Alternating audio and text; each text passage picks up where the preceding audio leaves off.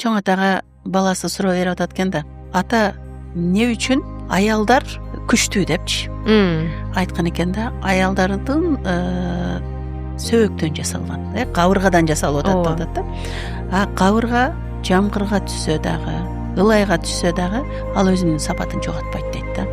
Ал ошол боюнча кала берет. Ошондуктан аялдар көп маяндай кыйынчылык болсо деле өзүнүн сапатын эме кылбай кайра күчтөнүп аракет кылып жашай берет. Эркек ылайдан жасалган боюнча депчи. Эркек адам атанын эмесин айтып атат.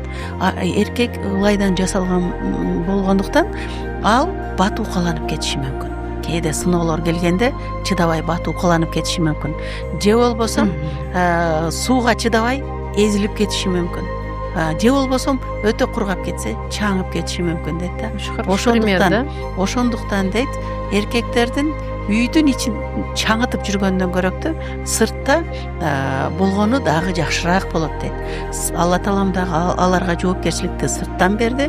Аялыңардын, бала чакаңардын нафакасын таап, баягы нафака дегенде тамак ашын, кийим кечесин, ошолорду аманат катары көрүп, бүт жоопкерчилигин мойнуна алып, сыртта иш кылганы дурус болот деген экен да.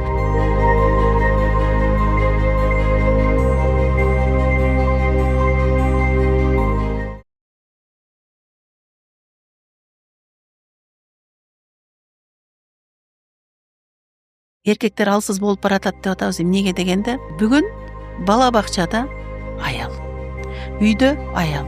Эркектер көбүнчө эле эмне кылып коюп атат? Сенин тарбияң, сен карашың керек деп эркектер сыртта көп болуп калат дагы. Аял ичкериде, үйдө дагы аял, бала бакчада дагы аял, мектепте дагы аял. Мисалы үчүн мектепте иштеген эркек мугалимдер өтө азайды да.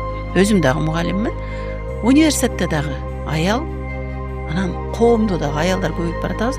Ошо аялдын колунда тарбияланып кете берген бала өзүнүн эркектик балким сапаттарын жоготуп атат. Көбүрөөк аялдардан ушак көп чыгат десек, бүгүн эркектерде да көбөйүп атат. Бүгүн майдаланган эркектерди көп көрүп атабыз.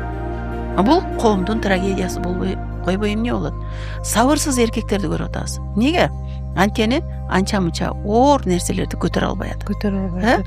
Проблеманын бардыгы ошол учурунда эркек балдар эркектин тарбиясын көрбөй калганда.